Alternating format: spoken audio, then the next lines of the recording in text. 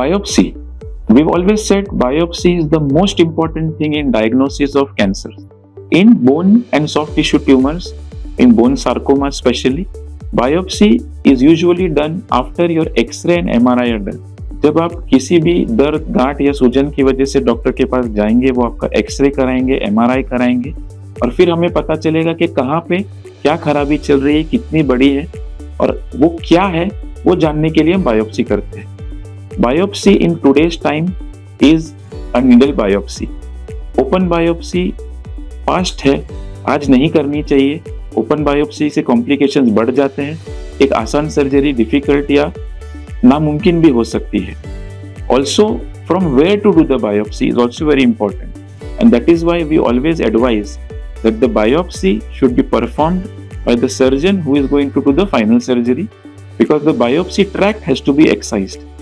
जहाँ से सुई डाली जाती है बायोप्सी करने के लिए, वो हिस्सा चमड़ी से लेके ट्यूमर तक ट्यूमर के साथ निकालना पड़ता है, कारण कि उसमें ट्यूमर के सेल्स हो सकते हैं जो ट्यूमर को वापस लाने की कोशिश करते हैं.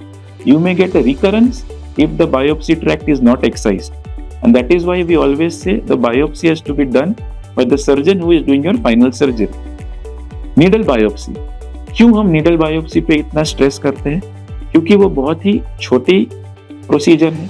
नीडल यानी कि सुई डालने के लिए कोई बड़ा चीरा नहीं मारना पड़ता है. सुई डाली हुई ट्रैक्ट को निकालना भी बहुत आसान है.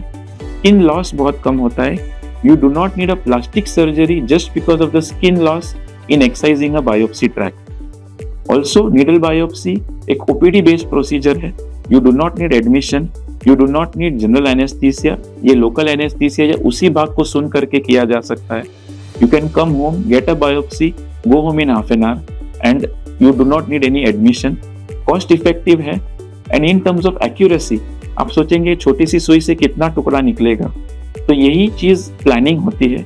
हम आपके एक्सरे और MRI पे प्लान करके सुई को वहीं डालते हैं जहां से हमें लगता है कि खराब टिश्यू या ट्यूमर सेल्स मिलेंगे, जिसे हम रिप्रेजेंटेटिव एरिया कहते हैं. So when your needle is in the representative area because of your pre-procedure planning, the accuracy of getting tissue diagnosis is 98%. So you do not need an open biopsy unless your needle biopsies have failed for 2 to 3 times. Even if a needle biopsy failed for 2 times, image guided biopsy यानी कि CT scan द्वारा या तो sonography द्वारा एक radiologist की मदद से हम सुई को ट्यूमर टिश्यू में डाल के भी बायोप्सी कर सकते हैं एंड हमें रिप्रेजेंटेटिव टिश्यू मिलके आपको डायग्नोसिस दे सकते हैं.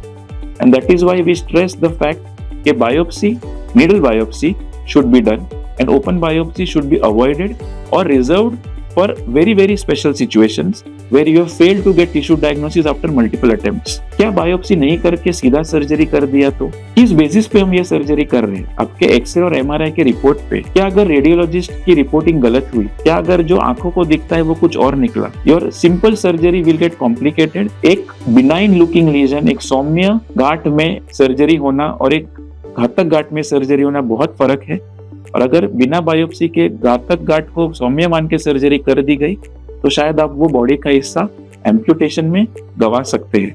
And that is why we stress on the fact of doing a biopsy before you do a definitive surgery. Thank you.